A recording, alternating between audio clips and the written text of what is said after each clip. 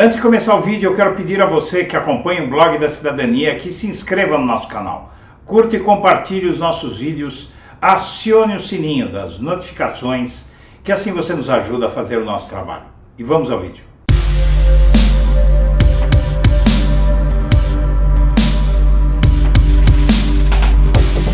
Bom dia, senhoras e senhores. Hoje é 19 de agosto de 2022, são 8 horas da manhã. No valor econômico, para Ciro Gomes, Moraes foi um pouco indelicado com Bolsonaro no discurso de posse no TSE, diante do mandatário e dos presidentes Michel Temer, Dilma Rousseff, Luiz Inácio Lula da Silva e José Sarney. Ministro fez enfática defesa do sistema eleitoral brasileiro e das urnas eletrônicas. O candidato do PDT à presidência, o ex-ministro Ciro Gomes, disse na quinta-feira que não gostou do discurso do ministro Alexandre de Moraes na cerimônia de posse como presidente do Tribunal Superior Eleitoral. Diante de Bolsonaro, Temer, Dilma e Lula e Sarney, entre outras autoridades, Moraes defendeu as urnas eletrônicas. A fala do magistrado foi muito aplaudida por quase todos os presentes, com exceção dos bolsonaristas, e abordou temas que são objeto de constantes mentiras propagadas por Bolsonaro. Para Ciro, Moraes foi indelicado na presença do presidente da República no evento. O pedetista afirmou que não discorda do presidente do TSE no mérito, mas o classificou como 3 tons acima.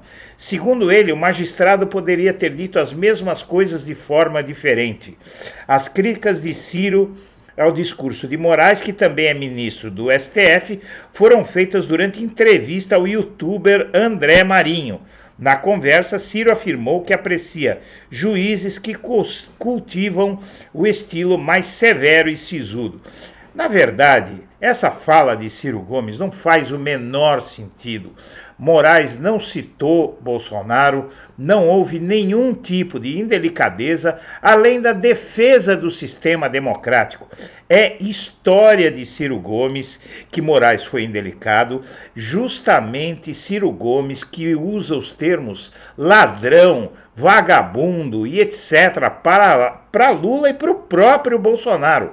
O que Ciro Gomes pretende com essa fala repugnante é afagar o eleitorado de Bolsonaro e ver se sobra algum votinho para ele, o que é uma burrice, uma falta de visão estratégica impressionante e até uma demonstração de desespero.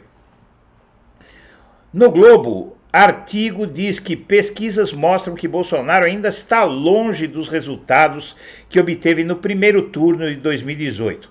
O diretor do Centro de Estudos de Opinião Pública, CESOP, da Unicamp, comparou o estudo feito pelo país na votação de 4 anos atrás com as últimas pesquisas. E Bolsonaro, simplificando essa matéria, voltou ao nível pré-facada da campanha eleitoral de 2018, quando ele tinha chances remotas de vencer a eleição e se acreditava que ele não chegaria muito mais longe. E isso, na verdade, acontece porque a mística da facada sumiu por conta do mau governo do Bolsonaro e da rejeição que ele tem. Com essas intenções de voto, o Bolsonaro não vai a lugar nenhum e toda essa preocupação é exagerada porque ele cresceu apenas 3 pontos, inclusive dentro da margem de erro, não é? Esse crescimento dele pode sumir dentro da margem de erro da pesquisa, então não houve nada de extraordinário, está sendo feita muita celeuma e como o Blog da Cidadania vinha prevendo, o Datafolha deu resultados melhores para o Lula contra o Bolsonaro do que as outras pesquisas. Na pesquisa Quest, por exemplo, o Lula tinha 12 pontos de vantagem, no IPEC também, mas no Datafolha tem 15. E Bolsonaro continua sem avançar entre os eleitores mais pobres. O Auxílio Brasil já começou a ser pago, mas a rejeição ao Bolsonaro continua sendo 51% a ponto Datafolha. Até o momento, Bolsonaro colhe resultados pífios de sua estratégia de tentar comprar votos com dinheiro público. É bem verdade que ele subiu 3 pontos em cerca de 20 dias, chegando a 32%. Mesma taxa que o levantamento do IPEC havia detectado recentemente. Mas ele continua sendo rejeitado por 51% dos eleitores, ou seja, a maioria absoluta dos brasileiros diz que não votaria nele de jeito nenhum. E Bolsonaro se move, embora devagar, daí a sua irritação. Está bem, não foi um movimento para o alto capaz de fazer Bolsonaro avistar luz no fim do túnel. O que lhe daria certeza é de que Lula não se elegerá no primeiro turno. Isso não aconteceu e é por isso que o Bolsonaro está fora de si. A reação dele a esse youtuber que o criticou foi destemperada. Ele por pouco não agrediu o rapaz na frente das câmeras, produzindo uma imagem que iria percorrer o mundo, apesar de que ele, correndo atrás do youtuber, já está se espalhando pelo planeta. E a primeira pergunta de Lula a Bolsonaro no primeiro debate presidencial. Você sabe que pergunta vai ser essa? O entorno de Lula defende que o petista aborde um tema específico na primeira pergunta. Figuras importantes no comando da campanha de Lula defendem que o ex-presidente aborde um tema específico na primeira pergunta que fará a Bolsonaro no debate presidencial na televisão. A fome. Seria algo nesta linha. Como você consegue dormir sabendo que 33,1 milhões de brasileiros passam fome no seu governo?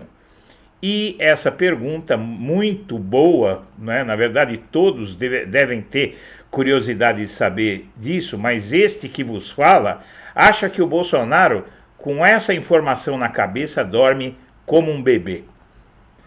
E Alexandre de Moraes vai se encontrar com o ministro golpista da Defesa.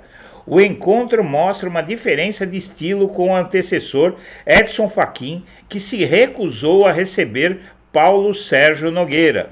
O novo presidente do TSE, ministro Alexandre de Moraes, vai se encontrar na próxima terça-feira com o ministro da Defesa, Paulo Sérgio Nogueira. No mesmo dia, ele também terá uma reunião com o diretor-geral da Polícia Federal, Márcio Nunes. Já na segunda-feira, a previsão é que ele se encontre com o presidente do Senado, Rodrigo Pacheco.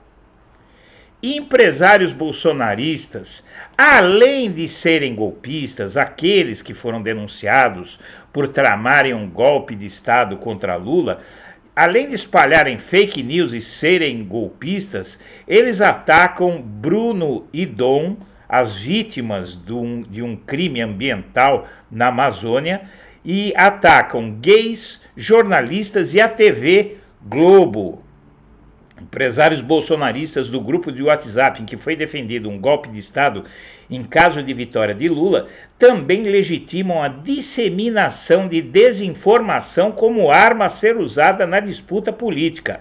Ao longo dos meses em que a coluna do portal Metrópolis acompanhou as conversas no grupo, foram espalhadas fake news sobre o indigenista e servidor público Bruno Pereira e o jornalista britânico Dom Phillips, contra as vacinas e contra as urnas eletrônicas, entre outros temas. Pautados pela lógica da guerra, em que instituições e princípios democráticos são vistos como inimigos, empresários por trás das marcas como Avan, Mormeio, Vale Shop, Dalsóquio, entre outros, espalham mensagens de homofobia, preconceito contra quem trabalha com pessoas em situação de rua e ódio a jornalistas e a veículos de imprensa. E é preciso que haja uma providência das autoridades contra essa escória endinheirada.